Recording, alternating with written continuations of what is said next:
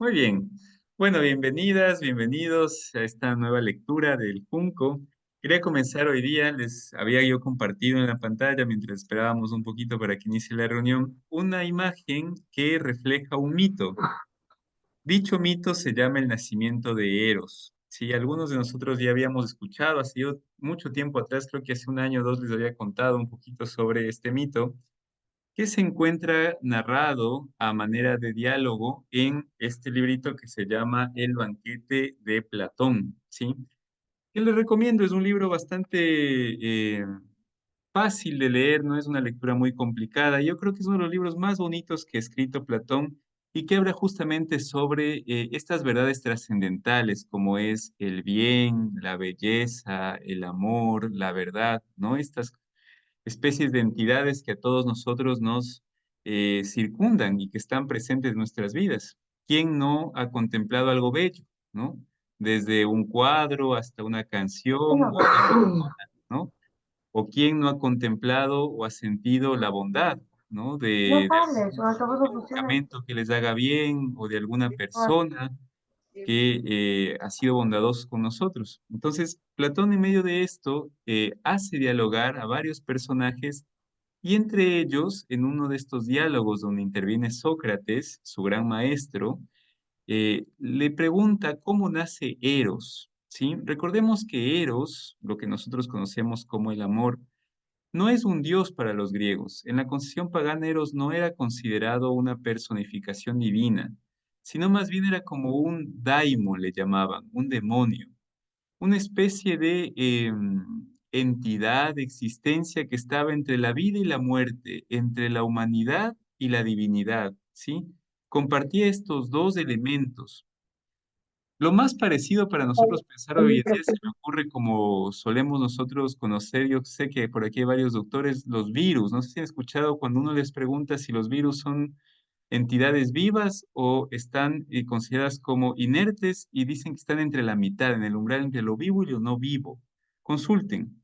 Los virus no son vivos, no se les considera entidades vivas, pero tampoco se les considera entidades no vivas. Están como en una especie de lapso entre lo uno y lo otro. Es un poco extraño. No se entiende muy bien, ¿no? Pero en fin, algo así es Eros para la concepción griega. Entonces, ¿cómo nace Eros, que viene a ser lo que nos impulsa a amar? Y quería compartirles esto porque vemos nosotros que Eros, esta divinidad o esta especie de daimon, de demonio, se activa en nuestras vidas de alguno u otro modo. Y vemos que Eros asoma en la narración que nosotros estamos leyendo con Yeonga, ¿no? Entonces, ¿cómo dice Platón que nace Eros? Les voy a contar la historia. Dice entonces, preguntan aquí en el diálogo, le preguntan a Sócrates, ¿quién es su padre y su madre de Eros? Se refieren quién es el papá y la mamá de Eros. Es más largo, dijo, de contar, pero con todo te lo diré. Cuando nació Afrodita, recordemos a Afrodita, la diosa del amor, los dioses celebraron un banquete y entre otros estaba también Poros, el hijo de Metis. Poros es el recurso, se lo conoce como el dios del recurso, es una divinidad. Después de terminar de comer, fue a mendigar Penía. Penía no era una diosa, era una humana que personificaba la pobreza, ¿sí? Entonces, estaba Poros ahí, el recurso, pero también estaba yendo a mendigar Penía. ¿Por qué mendiga Penía? Porque es pobre, porque necesita mendigar. Continúo, como era de esperar en una ocasión festiva, y estaba cerca de la puerta, mientras Poros, embriagado de néctar, pues aún no había vino, entró en el jardín de Zeus, y entorpecido por la embriaguez se durmió. Entonces Penía, la pobreza, maquinando, impulsada por su carencia de recursos, a hacerse un hijo de Poros, se acuesta a su lado y concibe a Eros. Por esta razón precisamente es Eros también acompañante y escudero de Afrodita, al ser engendrado en la fiesta del nacimiento de la diosa y al ser a la vez por su naturaleza un amante de lo bello, dado que también Afrodita es bella. Siendo hijo pues de Poros y Penía, Eros se ha quedado con las siguientes características. En primer lugar es siempre pobre y lejos de ser delicado y bello, como cree la mayoría, es más bien duro, seco, descalzo y sin casa. Duerme siempre en el suelo y descubierto, se acuesta a la intemperie en las puertas y al borde de los caminos, compañero siempre inseparable de la indigencia por tener la naturaleza de su madre. Es decir, el amor tiene una carencia, necesita de algo, busca algo. Cuando nosotros amamos, buscamos algo, buscamos suplir una carencia, porque Eros nace de la pobreza, ¿sí? Cuando deseamos estar con alguien es porque sentimos que hay completud, o cuando deseamos trabajar en algo que nos guste o que amamos, es porque sentimos que ese trabajo nos va a completar. Entonces, si se dan cuenta, Eros, amor, nace también de un deseo, de una carencia. Si tuviéramos todo y fuéramos completos, no haría falta el amor. Tuviéramos todo, viviríamos en la totalidad. Continúo y con esto acabo. Pero por otra parte, de acuerdo con la naturaleza de su padre, está al acecho de lo bello y de lo bueno.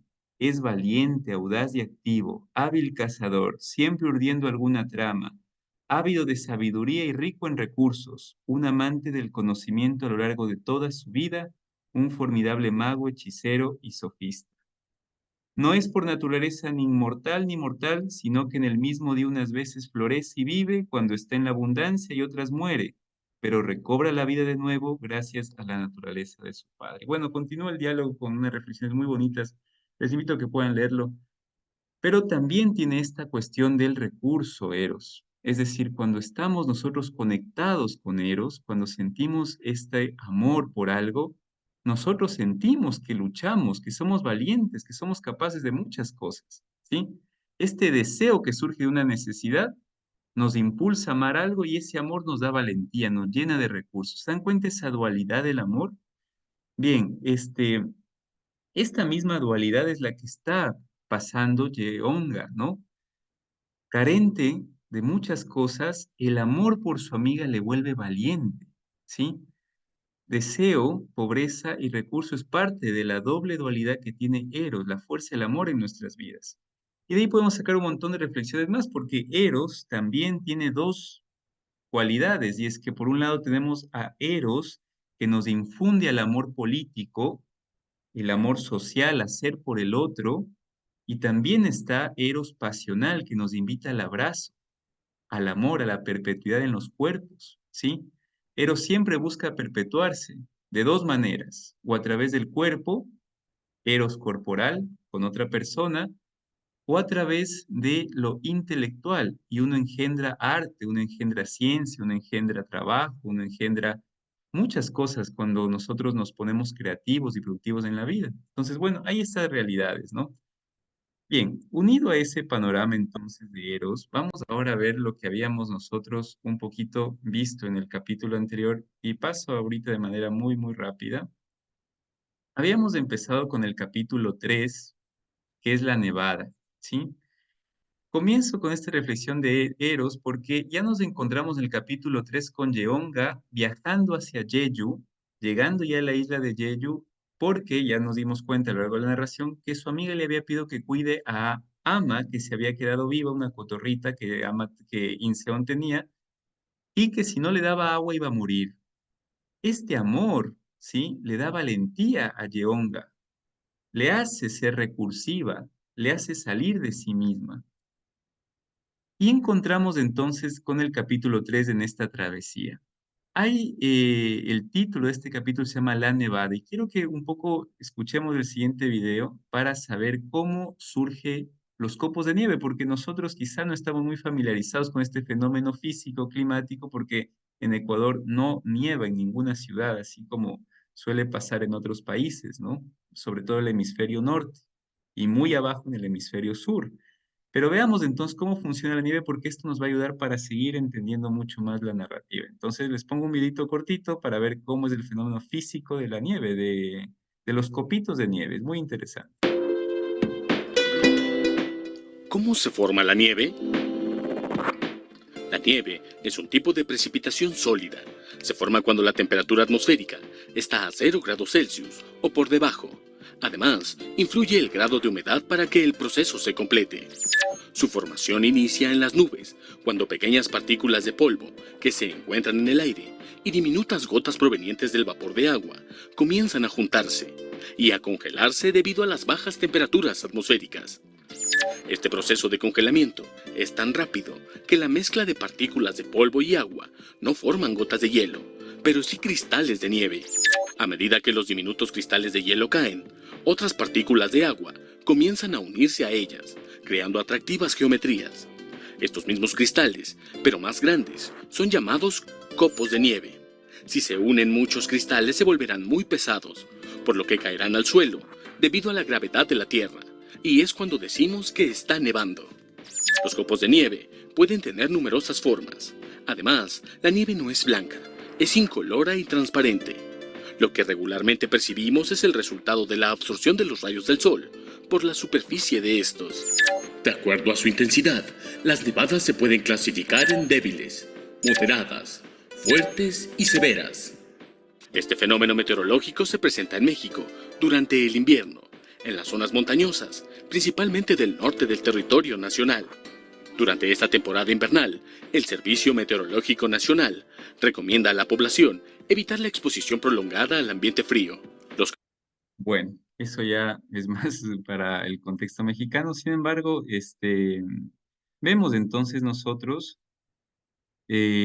cómo se forma un poquito a través de la mezcla entre agua y polvo, ¿no? Y forman estas figuras hexagonales, que por cierto yo estaba leyendo un estudio reciente, y es que decían que es curioso porque la forma hexagonal, que es lo común en los copos de nieve, se reproduce mucho en la naturaleza esa misma forma. Parecería que encierra mucha completud. Por ejemplo, vayan ustedes a ver un panal de abejas. Tiene la misma forma hexagonal. Y así con un montón de fenómenos naturales se repite esta forma. Curioso, ¿no? Interesante. Bueno, estamos entonces en este ambiente, hay mucha nieve en Jeju. Jeon ya está, como les decía, en viaje. Durante el trayecto ve una tormenta de nieve que ella asocia con una bandada de pájaros blancos que están como en el mar. Recordemos que la isla de Jeju es cruzando todo no, el país y muy cerca ya, sobre todo de Japón, ¿no? Jeju parecería que está incluso frente con frente a Japón. Entonces, cuando Inseon le envía a Yeonja que cuida sus pájaros, Yeonja sale esa misma tarde, ¿no? Ni siquiera regresa a su casa. Pero la narrativa nos encuentra justamente con este viaje. Una vez que llega, Yeonga se encuentra en un autobús bordeando la costa de Jeju, ha tomado un bus que está bordeando la costa. Se acuerda que 2 horas antes había tomado un vuelo de Seúl a Jeju, ¿sí? Y que los vientos habían sido tan fuertes que casi suspenden el vuelo. Incluso su vuelo es el último en llegar. El resto de vuelos que iban a venir luego del de ella están suspendidos, ¿no?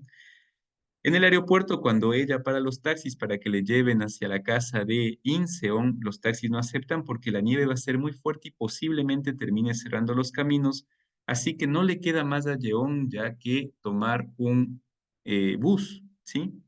Toma el bus de ella a las 2:30 de la tarde, sabiendo que oscurece a las 5, por esto la urgencia de ella de llegar antes de que anochezca. ¿Por qué tenía esa urgencia? Porque ella, una vez cuando había ido a visitar a Inseon, se había dado cuenta que en el trayecto donde le suele dejar el bus hasta la casa de Inseon suele ser 30 minutos a pie. Y en ese trayecto de 30 minutos no hay faros de luz que le alumbren. Entonces, si llega en la noche más una tormenta de nieve, va a ser muy difícil que logre ver, ¿no? Bien, como no le lleva ningún taxi, decide tomar un bus hasta P, que es una población cercana al mar, y luego piensa que después de llegar a P tomará otro bus que ya le lleve a la casa de Ince. El máximo miedo, como les decía, no llegar a tiempo, ¿no? Y sobre todo llegar cuando Ama ya haya muerto. Inseon, sí, le pide a Yeonja que vaya esa misma tarde para que su cotorita no muera. La narración nos cuenta. Recordemos que estamos en esta dinámica de analepsis, ¿no? Yendo y viniendo, yendo y viniendo.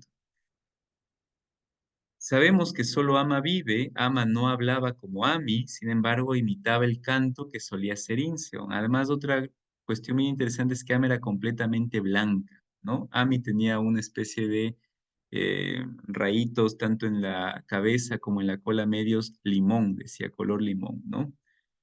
Además, cuando le pide esto, su amiga Inseon a Yeonga le dice que tiene que quedarse con ella todo el tiempo que ella está en el hospital recuperándose, y Yeon ya tiene la idea de traerle a Seúl para que viva con la cotorrita, pero Inseon le dice que no, que ella tiene que estar en su ambiente natural. Por lo tanto, casi un mes debería quedarse Yeonga en la casa de Inseon. Siente en el trayecto del bus entre el aeropuerto y el poblado de P, Yeon ya siente que comienzan sus jaquecas. Recordemos que ella tenía fuertes jaquecas y dolores de estómago. La única solución que encuentra en ese momento es mascar un chicle, ya que no trae ninguna medicina. Todas las medicinas se quedaron en la casa de ella. Ella fue directo del hospital hasta el aeropuerto.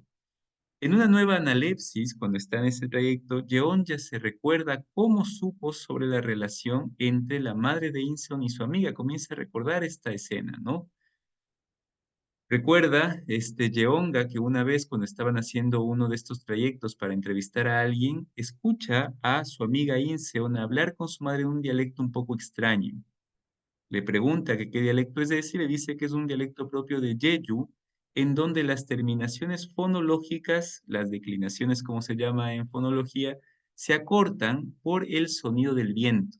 El viento que sopla fuerte en la isla hace que las personas cuando hablan acorten o no se les escuche toda la terminación y eso con el pasar del tiempo ha hecho que el dialecto cambie, la forma de hablar se vaya acortando, se haga mucho más práctica, ¿no? Le pide entonces Yeonja a Inseon que le enseñe a hablar el dialecto de Jeju y ella lo hace a partir de la insistencia. De esta manera, Yeonja se asocia o se vincula con el pueblo. Una de las maneras que nosotros tendríamos cuando uno viaja a otro país, sobre todo un país donde habla una lengua distinta a la nuestra, el primer medio para inculturarse es aprender el idioma de ese país, porque el idioma dice mucho de la gente que lo habita, ¿sí? El idioma nos da una entrada a otra cultura y nos permite desarrollarnos de mejor manera, además que abre muchísimo la mente. Bien, Jeju es un poblado donde hablan un dialecto distinto, un coreano distinto y Yeonja lo quiere aprender. Cuando Yeonja termina su trabajo en la revista, acude un tiempo a casa de Inseon y una noche mientras merendaban fideos, Inseon le cuenta que un día, cuando Inseon tenía 17 años, se escapa de la casa. No entiende bien Yeonja por qué se escapa de la casa si Inseon mismo le ha contado que ella con su mamá compartía una relación como de abuela a hija, porque ya le tiene a una edad avanzada la mamá de Inseon y por lo tanto tiene una muy buena relación. Lo que nos llega a contar hasta el momento Inseon es que en su casa, una vez que fallece el papá cuando ella era muy chiquita, la casa de ella ahí en el campo, en Jeju, comenzó a tener un silencio mucho más fuerte, mucho más prolongado. Y ahí nos quedamos. En ese momento, cuando nos narra esta historia y nos dice justamente esta frase lapidaria al final de lo que leímos, que nos comenta, sin embargo, Inseon dice que escapó porque aquel año odié a mi madre con toda mi alma. No sabemos todavía el motivo de ese odio y es ahorita donde lo vamos a descubrir. Así que bueno, ese es el resumen en general. Tomemos en cuenta, como les decía, este contraste psicológico que tiene Yeonga, ¿no? Amor infunde en su pecho y le hace salir al encuentro de ama. Ama, amar, ¿no? También tiene una correlación con amor, ¿no? Es interesante. Así que bueno, ahí les dejo. Vamos entonces continuando con el capítulo, a ver qué nos dice el día de hoy. Así que bueno, Yadi, no sé si nos puede ver leyendo para escucharte tu voz a los tiempos. No sé si estás por ahí.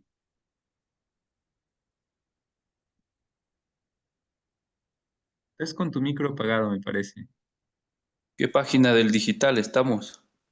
No sé del digital, Ay, ay, ok, está bien. pero déjame lo veo ahorita.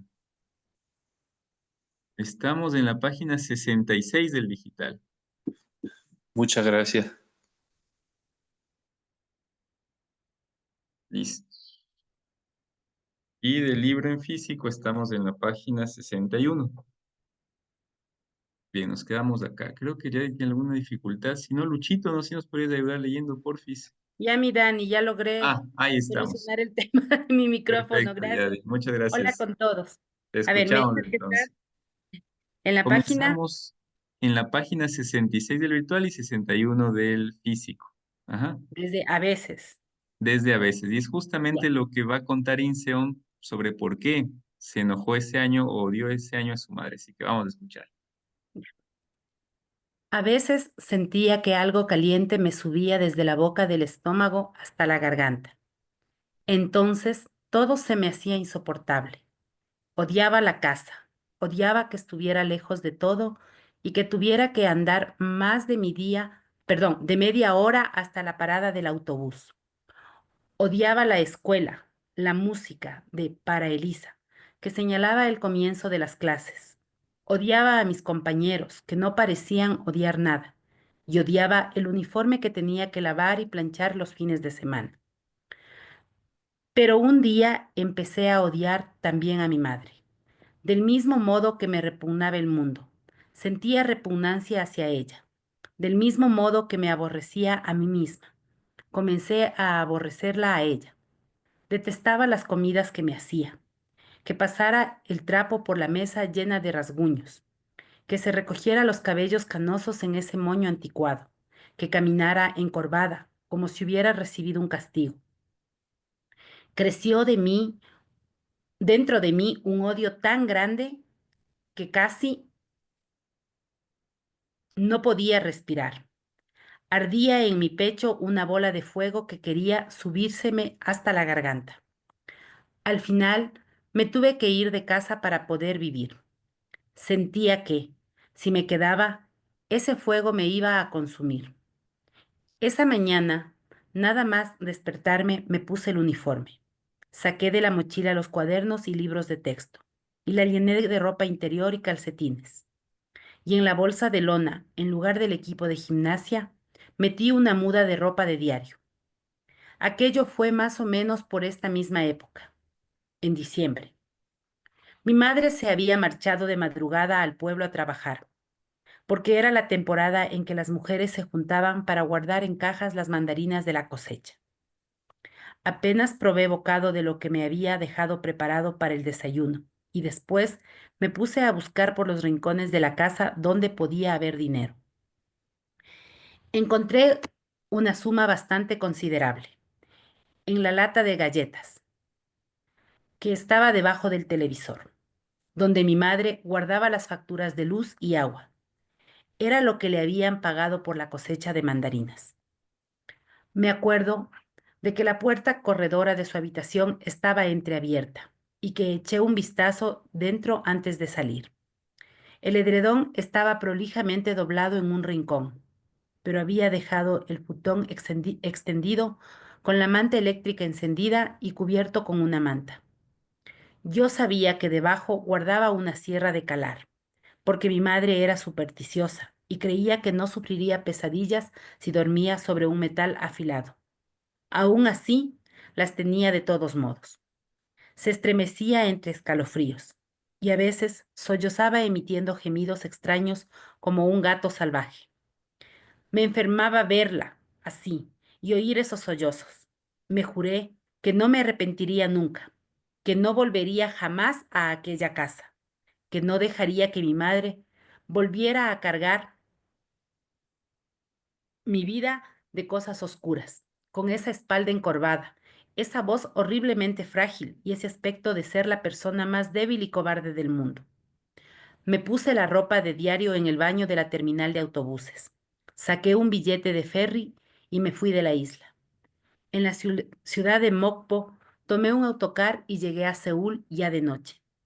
Me acuerdo de que me alojé en un hostal barato cerca de la estación y de que no me sentí segura pese a haber comprobado repetidas veces que la puerta de la habitación estaba bien cerrada.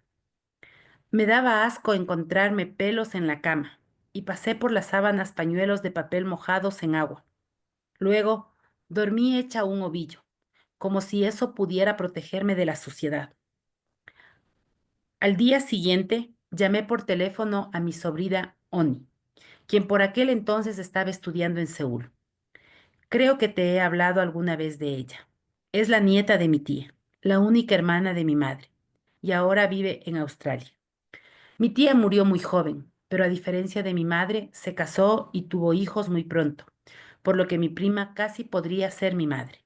Y la hija de esta, mi sobrina segunda, es incluso 2 años mayor que yo. Como no podía llamarla Oni a secas porque los mayores me regañaban, Siempre la he llamado sobrina Oni.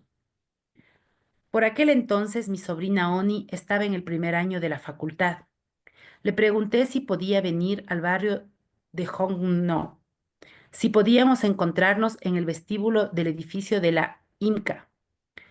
Ella vino al lugar de la cita sin decírselo a nadie, tal como lo pedí, pero en cuanto me vio empezó a regañarme, que por qué me comportaba de esa manera, que volviera a casa cuanto antes, que debía terminar el bachillerato por lo menos, que se había llamado por teléfono a mi madre para tranquilizarla, que si tenía dinero para el pasaje, que dónde me alojaba y todas esas cosas. Me marché enseguida sin responder a ninguna de sus preguntas. Le hice prometer que guardaría el secreto de mi paradero, pero estaba segura de que ese mismo día avisaría a todo el mundo. De camino al hostal, me juré hacer todo lo contrario de lo que me había pedido mi sobrina On. No llamaría a mi madre, no volvería a la isla, no terminaría el bachillerato y buscaría un trabajo. Vi un cartel de "Se necesita camarera" en el escaparate de un restaurante japonés y entré para hacer la entrevista. Dije que estaba en primer año de magisterio, pero que había interrumpido la carrera por un tiempo. Y, cosa rara, el dueño del establecimiento me creyó. Me entregó un delantal, me puso a prueba sirviendo comida en el local durante un par de horas y finalmente me dijo que podía empezar a trabajar al día siguiente. Volví al hostal con el ánimo exaltado. Tenía la sensación de que la multitud me abría camino a cada paso, animándome con un venga, siempre adelante. El miedo y los nervios me atenazaban el pecho, pero tenía la mente serena, como si tuviera la cabeza metida en agua helada. ¿Será esto la sensación de libertad? Recuerdo que me pregunté. La noche cayó pronto, y como llevaba una cazadora que abrigaba lo suficiente para el invierno de la isla, pero no para el de Seúl, el frío me calaba hasta los huesos. Me levanté las solapas de la chaqueta y bajé la cabeza, tratando de impedir que el viento helado se me colara por el cuello. Y mientras andaba en ese modo, resbalé sobre la fina capa de nieve y hielo y me caí desde lo alto de un muro de contención. Todavía recuerdo la sensación de vacío bajo mis pies mientras me precipitaba. ¿Cuándo tocaré el suelo? Me voy a morir, fue lo que pensé. Más tarde me enteré de que caí desde una altura de 5 metros. Me encontraba al día siguiente al mediodía. Debajo del muro de contención había un solar en construcción cuyas obras llevaban varios meses paradas, pero afortunadamente ese día el nuevo propietario había ido a inspeccionar el lugar en compañía del agente inmobiliario. Se alarmaron mucho al creer que estaba muerta, pero se asustaron todavía más cuando comprobaron que aún respiraba. No me maté gracias a que caí sobre unos montones de fieltro que iban a utilizar para el sistema de desagüe. De milagro no me rompí ningún hueso, pero el problema fue el golpe que me di en la cabeza. Estuve 10 días inconsciente en un hospital cercano y como no sabía quién era, me catalogaron como paciente desconocida. Por lo visto, en algún momento recobré brevemente la conciencia y le dije mi nombre a la enfermera, pero ya no me acuerdo de nada. Lo que sí recuerdo es que en algún momento vi a mi sobrina Oni sentada junto a mi cama, con los ojos enrojecidos por el llanto. Después volví a perder el conocimiento y cuando desperté de nuevo, vi a mi madre sentada en su lugar. La sala se encontraba a oscuras y solo estaba encendida la luz de la mesilla, pero pude ver a mi madre mirándome con sus ojos negros. Me llamó por mi nombre y me preguntó si la reconocía. Cuando murmuré que sí, no lloró ni me regañó, ni tampoco llamó a gritos a la enfermera. En lugar de eso, se puso a hablarme sin ton ni son, sin soltarme la mano en ningún momento y con los ojos negros brillándole mucho. Me dijo que supo que me había hecho daño, que lo supo mucho antes de que le avisaran del hospital, que soñó conmigo la misma noche que me caí del muro. En el sueño Yo tenía unos 5 años y estaba sentada sobre un montón de nieve, pero lo que le extrañó fue que los copos de nieve posados en mi cara no se fundían. Eso le dio tanto miedo que se echó a temblar como una hoja mientras pensaba, ¿por qué no se derrite la nieve en las mejillas tibias de mi niña? La noche que Inson me contó todo esto, yo todavía no conocía a su madre. Unos 10 años después, al poco de que Inseon se hubiese mudado a Jeju, tuve que ir a la sala, perdón, tuve que ir a la isla para un cursillo de formación laboral. Una tarde conseguí sacar un poco de tiempo libre y tomé un taxi para ir a visitar a mi amiga a su casa. Sabía que su madre sufría de un principio de Alzheimer, pero, en contra de lo que había esperado, me produjo la impresión de ser una anciana de carácter sosegado y comedido. A diferencia de Inción, era de complexión pequeña, tenía rasgos delicados y una voz muy agradable, por lo que me hizo pensar en una niña envejecida de repente. Ella me tomó las manos con suavidad y me dio la bienvenida con un que pase una velada agradable. Cuando salimos de su habitación, Inción me dijo por lo bajo: cuando vea a alguien que no conoce, recupera un poco la lucidez, tal vez porque se pone algo nerviosa. Es que nunca le ha gustado ser una carga. En cambio, cuando está solas conmigo, lloriquea, se pone de mal humor y se comporta como una niña malcriada. Cree que soy su hermana mayor. Al día siguiente, durante el vuelo de regreso a Seúl, me acordé de lo que me había contado Inseon, de aquella vez que se escapó de su casa y extrañamente me dieron mucha pena tanto Inseon como su madre. ¿Cuánto se odiarían a sí mismas y al mundo que la rodeaba aquella chica de 17 años para que sintiera semejante aborrecimiento por esa mujer tan frágil y menuda? ¿Y por qué la madre dormía con una sierra de calar debajo del futón? ¿Por qué sollozaba y hacía rechinar los dientes cuando tenía pesadillas? ¿Y por qué hablaba con voz queda y andaba con los hombros siempre caídos? Salimos del restaurante de fideos y echamos a andar en silencio. La nieve caía tristemente sobre la abundante melena de Inción y estoy segura de que también se acumulaba sobre mi cabeza. Cada vez que doblábamos una esquina, una calle desierta e inmaculadamente blanca se desplegaba ante nosotros, como las páginas de un libro ilustrado. Nuestras huellas en la nieve, el frufrú en las mangas rozando la chaqueta, el sonido lejano de una tienda bajando las persianas. Todo resonaba con claridad en el silencio. Un vaho blanco salía de nuestras bocas y fosas nasales, y la nieve se posaba en nuestras narices y labios.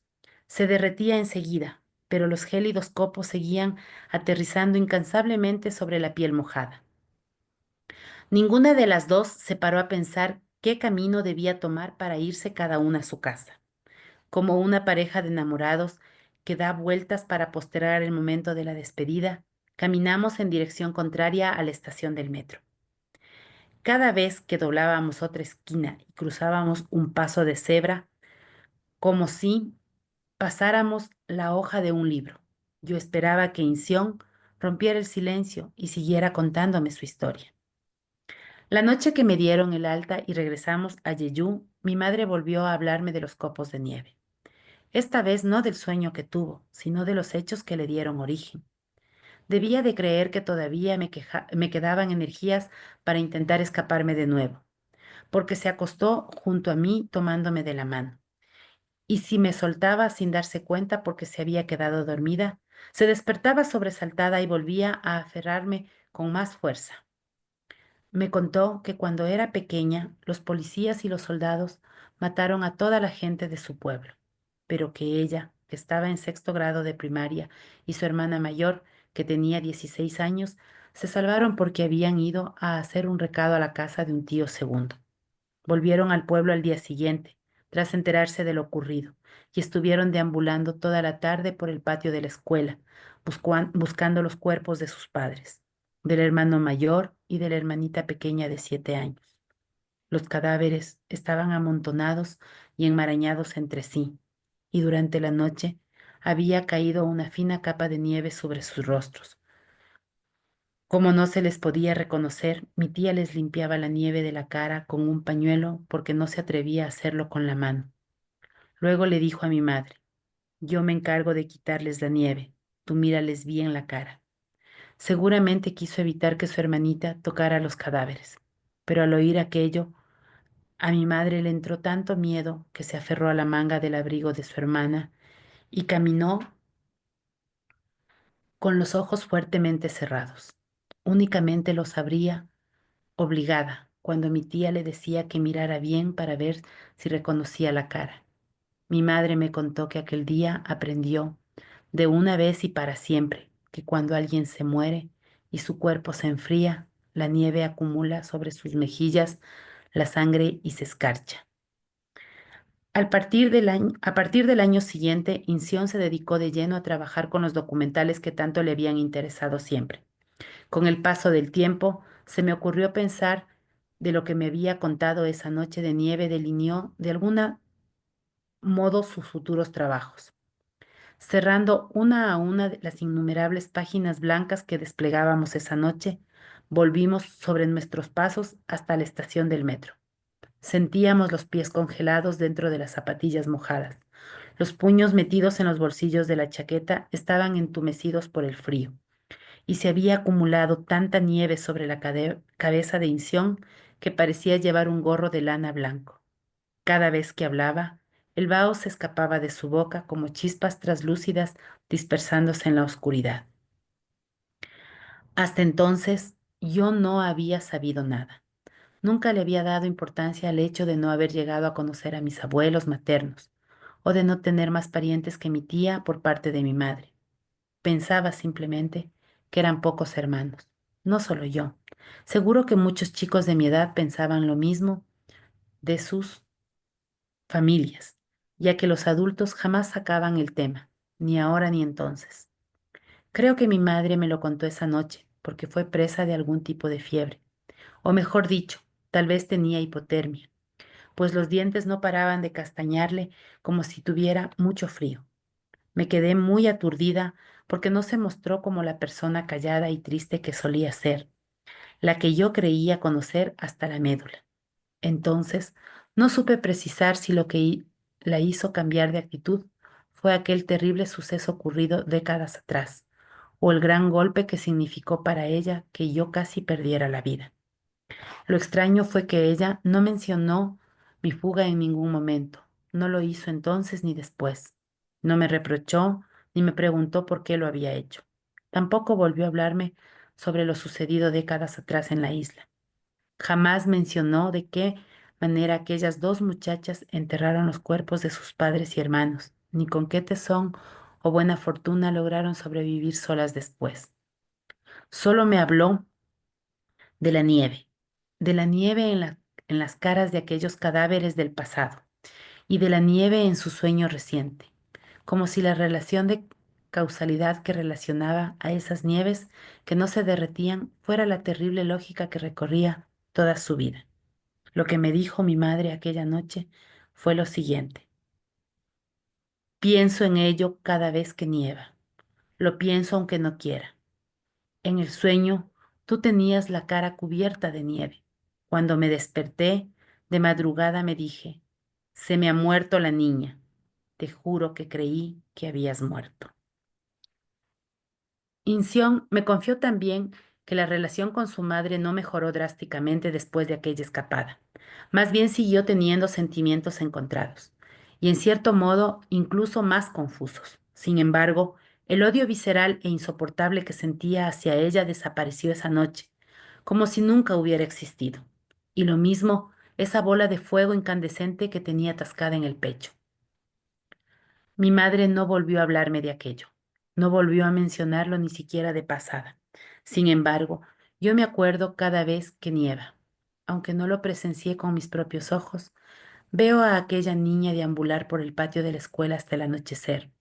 Veo a aquella niña de 12 años que camina sin poder abrir ni cerrar los ojos, aferrada con desesperación al brazo de su hermana de 16 años, como si ella también fuera un poco más que una niña. Aunque los limpiaparabrisas del autobús se movían en un frenético vaivén, no lograban borrar los rastros de la borrasca de nieve que arremetía implacable. Los copos se volvían cada vez más espesos y ralentizaban la velocidad del vehículo.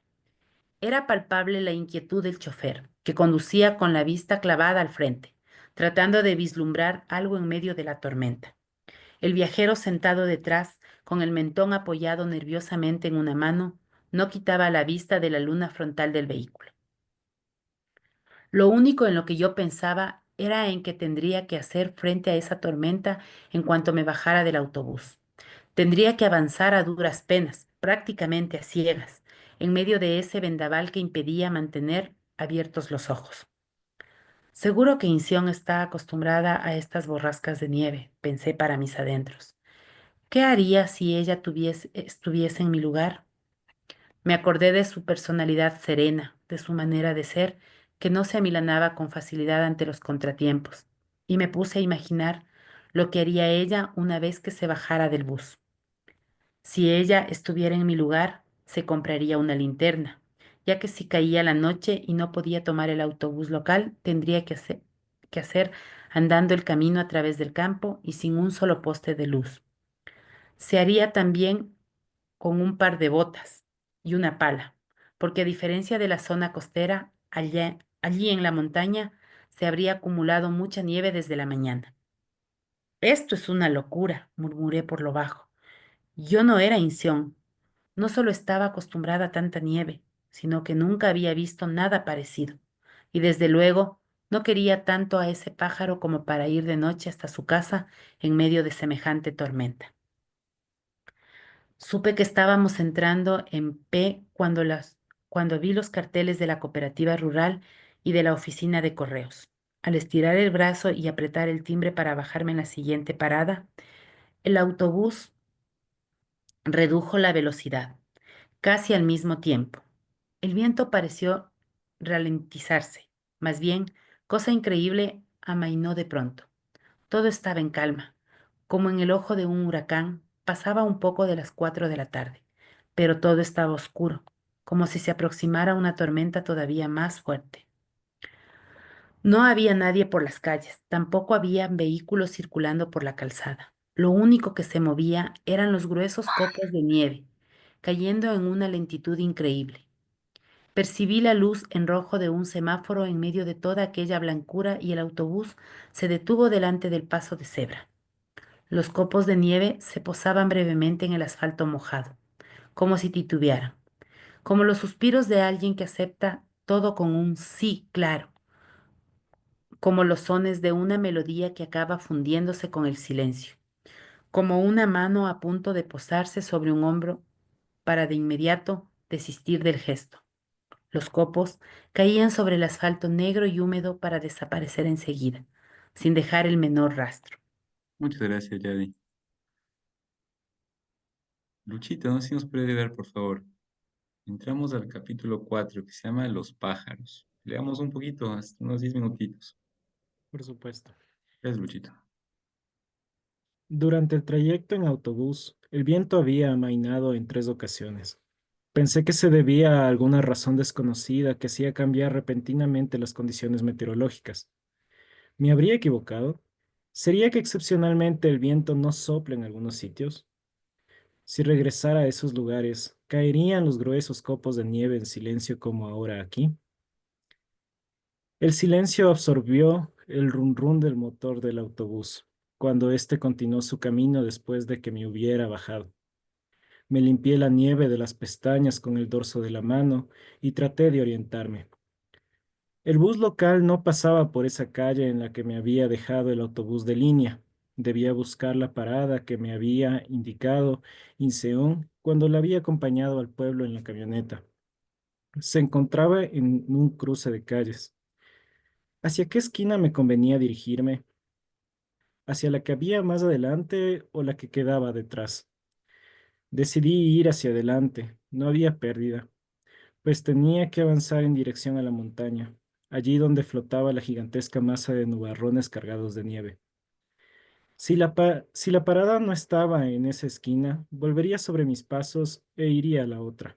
El silencio era sepulcral. De no ser por la frialdad que me transmitía la nieve que caía sin cesar sobre mi frente y mis mejillas, creería que estaba soñando. ¿Sería a causa de la tormenta por lo que no se veían personas ni vehículos por ningún lado? Estaban apagadas las luces de las casas de comida porque era domingo. A juzgar por las sillas subidas a las mesas y los letreros de las aceras recogidos, tenían el aspecto de haber cerrado hacía ya tiempo.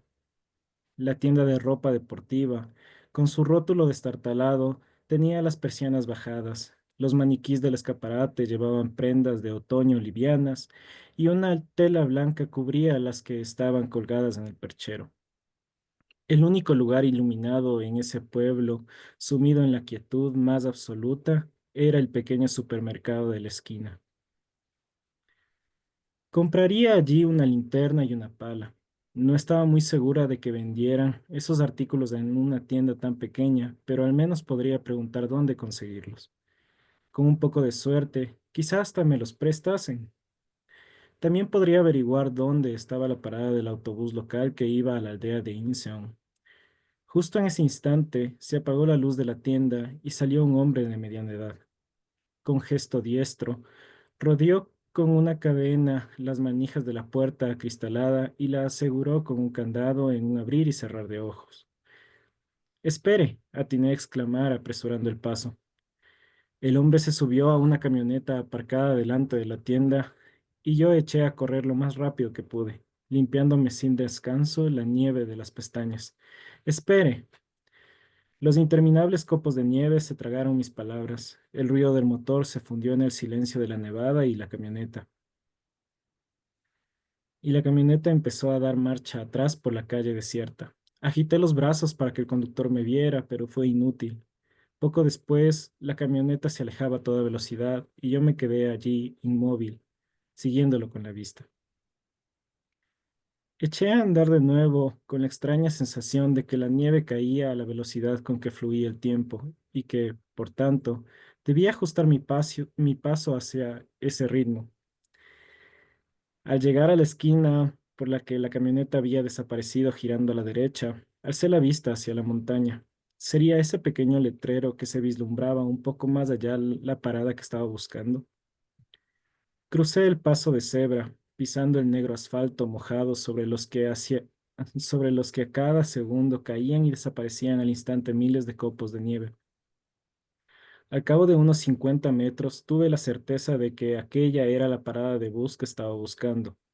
No se divisaba ninguna estructura que protegiera a los pasajeros de la nieve o la lluvia. La nieve caía incansable sobre el cartel de aluminio fijado en lo alto de un poste metálico. Tenía pintado un pequeño icono de bus, sin ninguna indicación de número o recorrido.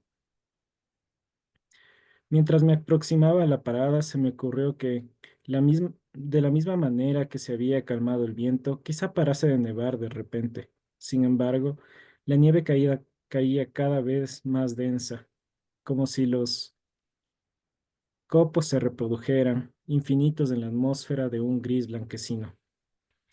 De pequeña leí que hace falta una mota de polvo o una partícula de ceniza microscópica para crear un copo de nieve, que las nubes están compuestas no solo de moléculas de agua, sino también de partículas de polvo y ceniza que ascienden a la atmósfera durante la evaporación, que cuando dos moléculas de agua se unen para formar el primer cristal, esa mota de polvo o partícula de ceniza se convierte en el núcleo del copo de nieve, que los cristales tienen una estructura hexagonal debido a la forma de la molécula y que se fusionan continuamente con otros cristales mientras caen, que si la distancia entre las nubes y la superficie de la Tierra fuera infinita, los copos de nieve seguirían aumentando de tamaño hasta el infinito, pero que de hecho no llegan al suelo a menos de una hora.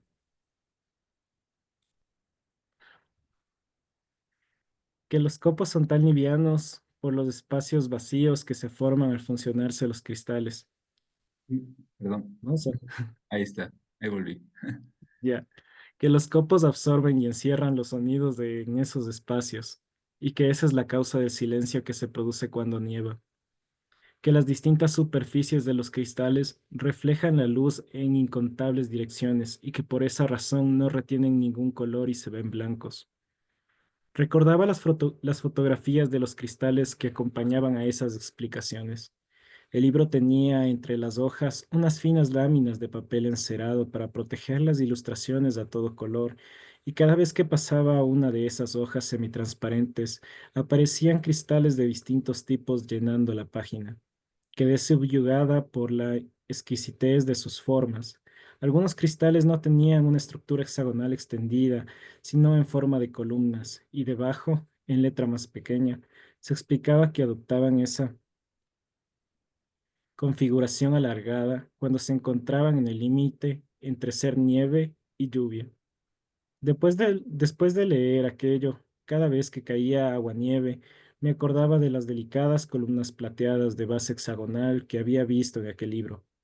Cuando la nieve caía en copos gruesos, me ponía un abrigo de color oscuro y extendía el brazo para observar cómo los copos de nieve retenidos en el tejido se convertían en agua.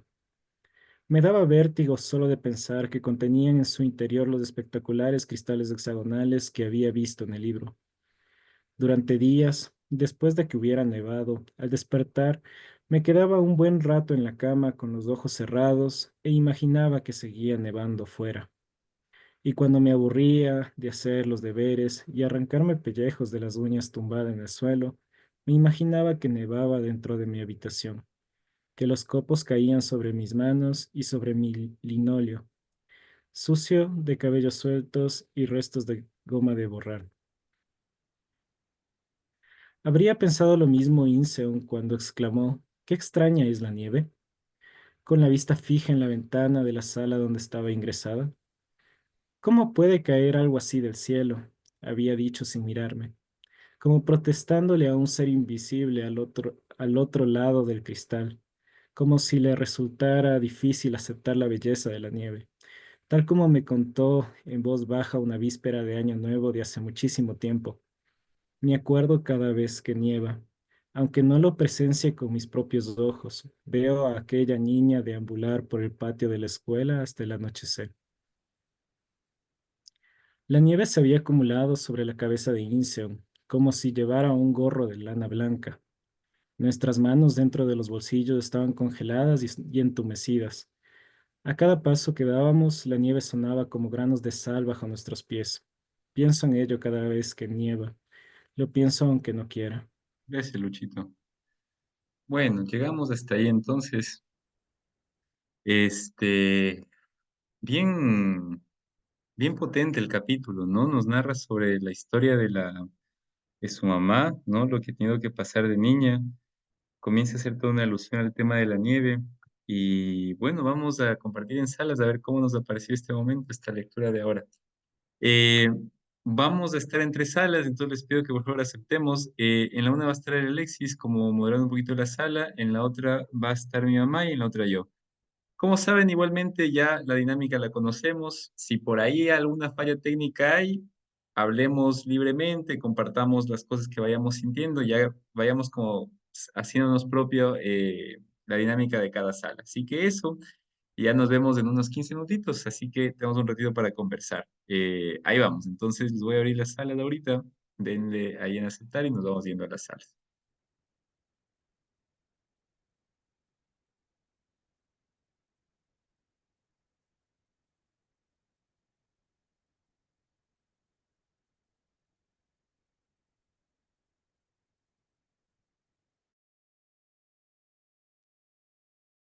¿Qué tal? ¿Cómo vamos? Bueno, estamos ahorita ya en nuestro momentito como para poder conversar y libremente dialogar un poquito sobre aquellas cosas que nos han llamado la atención, ideas, imágenes, cosas que nos han impactado, cómo nos va pareciendo la lectura. Así que bueno, vamos a ver, no sé quién quisiera compartirnos algo. Tati, te escuchamos. Hello. ¿Qué Hola, tal? ¿qué tal? Ya me igualé la lectura Ah, con qué bueno. todos los YouTube, así que estoy al tanto. A Buenas. ver, aquí se centra mucho en los copos de nieve, pero sobre el rostro de la gente. Como que la cultura de ellos, a través de este libro, nos están enseñando obviamente que tienen muchas creencias como cualquier cultura, ¿no? Pero una de esas se centra mucho en la muerte y en la vida y en la forma en la que cambia el copo de nieve en el rostro de la gente muerta o viva. Y justamente esto se les transmite a través de los sueños también, que es como leímos en la primera lectura, cuando ella sueña cada momento con los troncos. Aquí la gente sueña mucho, el copo de nieve la asocian mucho a la muerte o a la vida de una persona.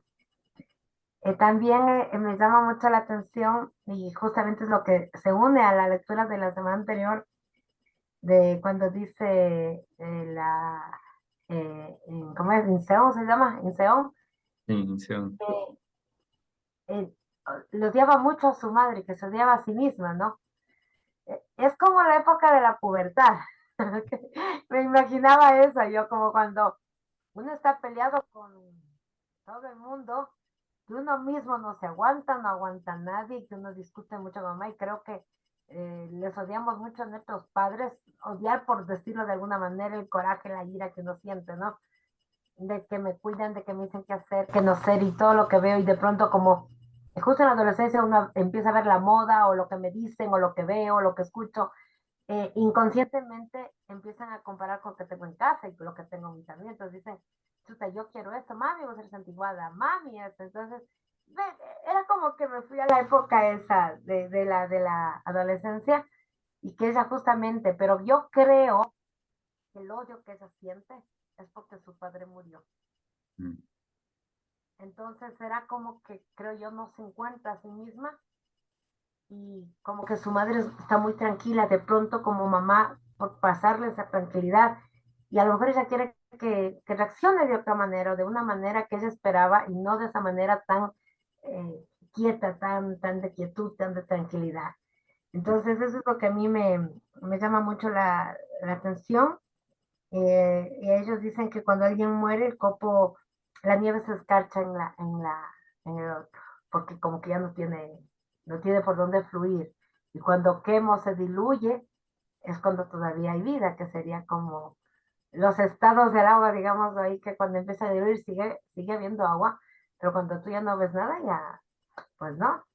Entonces es lo que puedo aportar ahorita. Gracias, Tati. No, muy valioso. Yo también me uno un poquito a lo que dices. Yo también he detectado como esos elementos. Ciertamente el sueño está presente, ¿no? La mamá de, de Inseon tiene que dormir, inclusive puesta como una especie de metal debajo de la almohada, dice, para que no tenga pesadillas. Y las pesadillas son me imagino yo, debe ser de estos momentos que ella vio de niña, ¿no? Porque ella cuenta ahí que a los 12 años mira a sus padres, mira a el resto de sus hermanos muertos, ¿no? Los encuentra muertos después de esta masacre que hay en Jeju.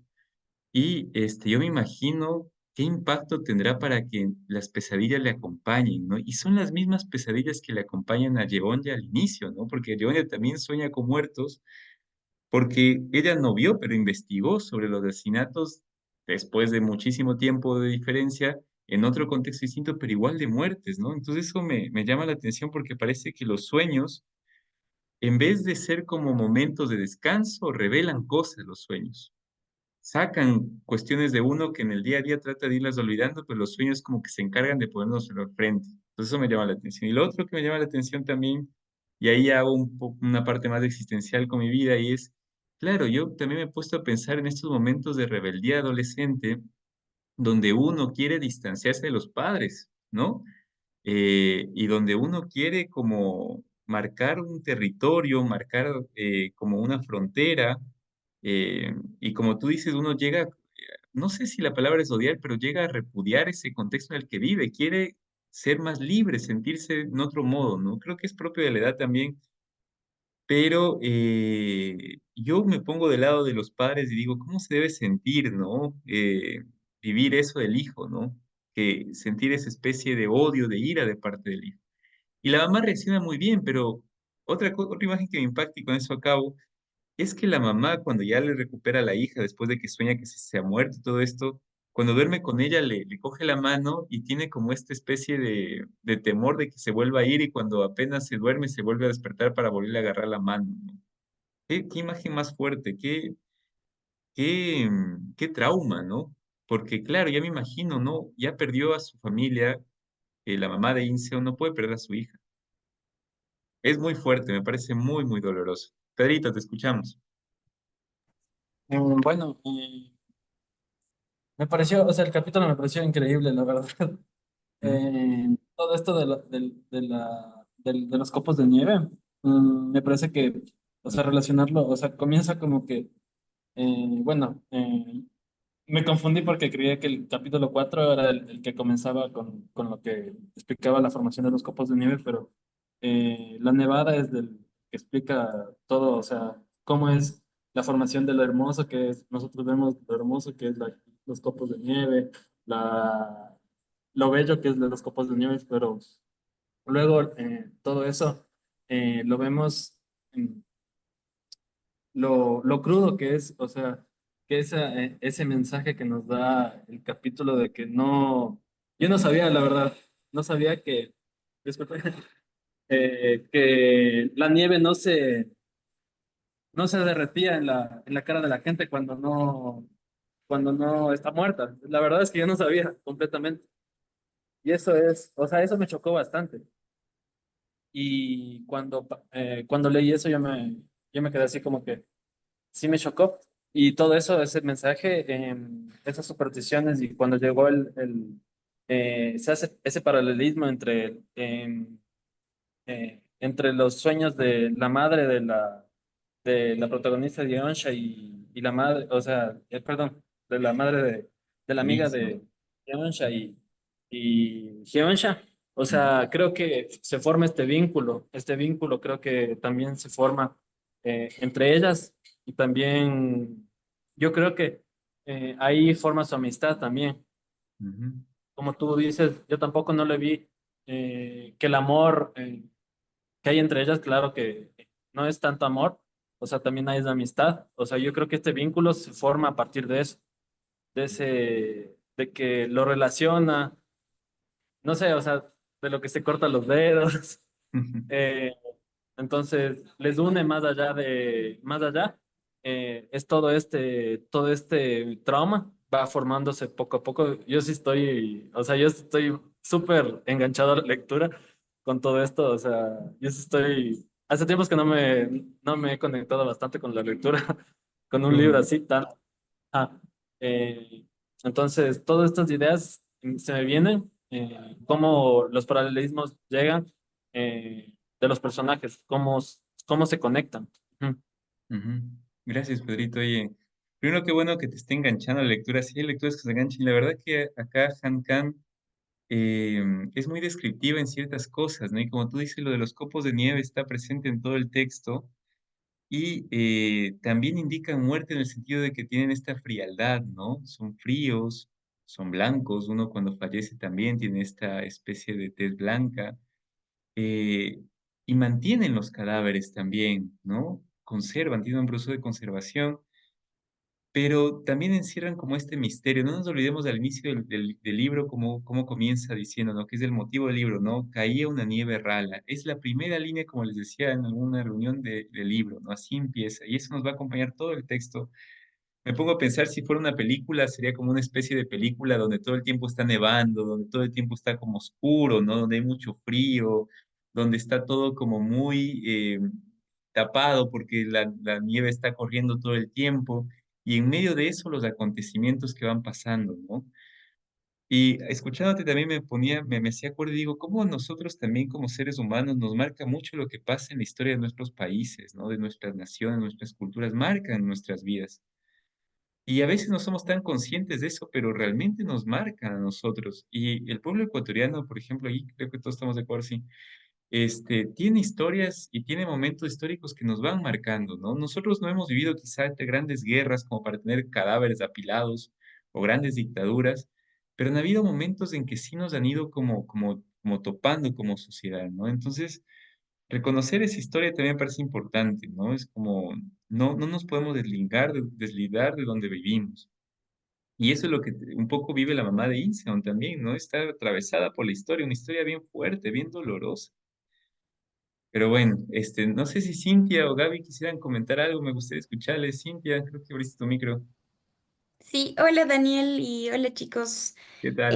Buenas noches. La verdad me gustó mucho el capítulo, al igual que Pedro, conecté mucho con la descripción bueno, me gusta mucho la descripción que hace de los copos de nieve, de la formación, de el tema científico y cómo lo relaciona con la simplicidad de la vida. Cómo o sea, durante el bueno, primer, segundo y bueno, tercer capítulo que yo veo es como que hay mucha conmoción, un boom, empieza súper fuerte con temas fuertes que está viviendo la protagonista, pero de repente todo es paz. En un momento todo es paz, y luego otra vez es caos, y luego todo es paz en las descripciones. Entonces creo que narra el flujo en realidad cómo es la vida y cómo se detiene un momento a describir la nieve, los defectos.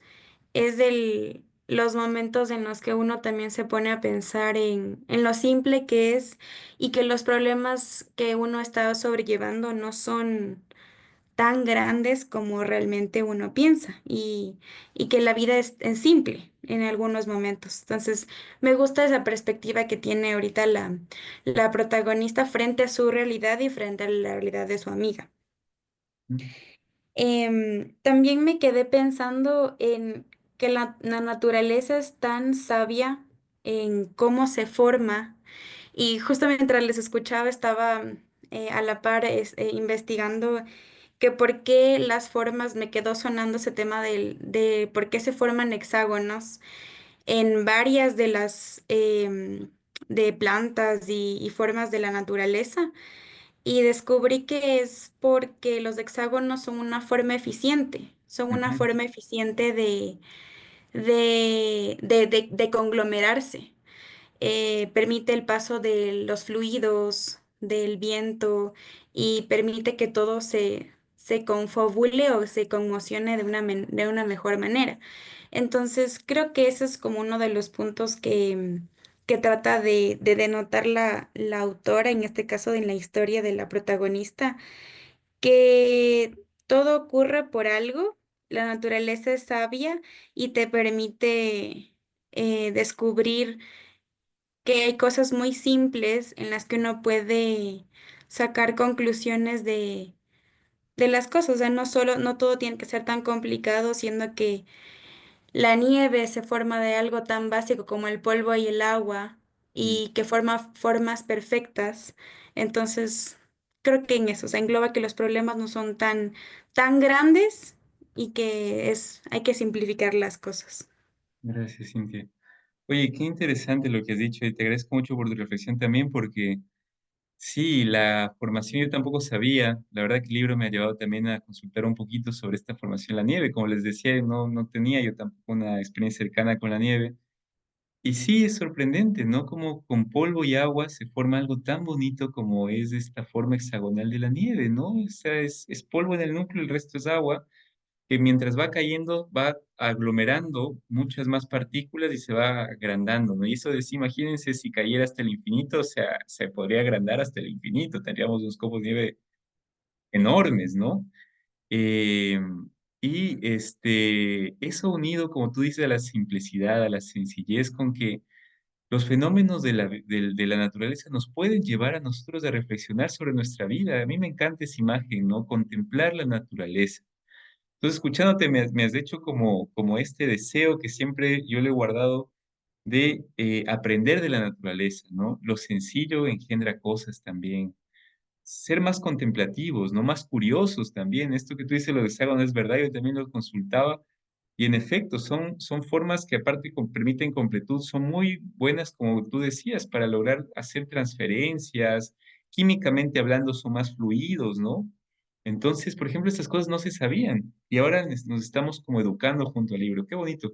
Y así con un montón de fenómenos más de la naturaleza que me parecen chéveres que los podamos como ver y irlos como simbolizando, porque una de las narrativas, una de las características de Han Kang es que es muy simbólica y muy onírica también. Es tan onírica que todo va a estar atravesado por sueños Y ustedes saben que los sueños son símbolos de nuestra vida. Entonces, todas las cosas que nosotros podamos encontrar como símbolos en el libro son importantes, porque la autora quiere transmitir cosas a través de esos símbolos. Son sutiles, pero son muy, muy bonitos, porque Han Kang estaba escuchando a un crítico, es como si escribiera sobre tela. Es muy suave ella, pero a la vez hace mimbres muy profundos, hace conexiones muy interesantes. Así hay que leerla, ¿no? Así que gracias, Cintia. Muy bien, pues volvemos ahora sí a las salas. Creo que llegamos al tiempo. Vamos a ir regresando. Gracias por compartir. Gracias, Gaby. Sabemos que estás un poquito enfermita, así que no te preocupes. Más bien, gracias por escucharnos.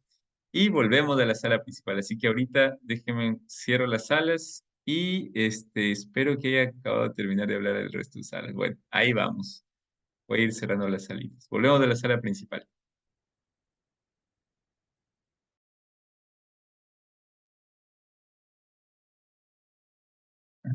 Muy bien, vamos, esperemos un ratito que se terminen de juntar. Ya estamos, realmente que el libro avanza de una manera impresionante, yo siempre me quedo sorprendido. El jueves terminaremos con este capítulo y la próxima semana ya terminamos con la primera parte del libro y ya empezamos la segunda, casi la mitad del libro, o sea que el libro se va a ir como los copos de nieve aquí. Va a ser muy bonito y yo creo que si les gusta la narrativa de Han Kang, les va a venir muy bien leer otros de sus libros como es La Vegetariana, que también tiene el mismo contexto, no el mismo contexto histórico, pero tienen también un trasfondo histórico y la narrativa es muy buena. No tiene nada que ver con que sea vegetariana ni hace reivindicación al veganismo. El vegetarianismo va por otro lado y es muy interesante, muy interesante. Pero bueno, vamos esperando a que regresen. Bien, como se habrán dado cuenta, pero bueno, espero que hayan podido terminar de conversar en las salas, ojalá. Si no, mil disculpas, ya habrá otros días más tiempito. Nada, invitarles a que podamos seguir sintiendo todo lo que nos va diciendo Han Kang, la narrativa tan bonita que tiene, las imágenes, los símbolos que se van creando, la nieve, ¿no? Ahora ha salido con mucha fuerza, los copos de nieve, la blancura, la frialdad, la formación, ¿no? La soltura que tienen, lo hexagonales que pueden llegar a ser, todo eso nos van como confrontando con la lectura. No olvidar también que la narrativa es muy simbólica. Cancán está atravesada por los sueños, es muy onírico, todo está atravesado por el sueño y no nos olvidemos que los sueños son símbolos de lo que nos pasa en la realidad. Entonces, toda conexión que vayamos encontrando, pues prestémosle mucha atención.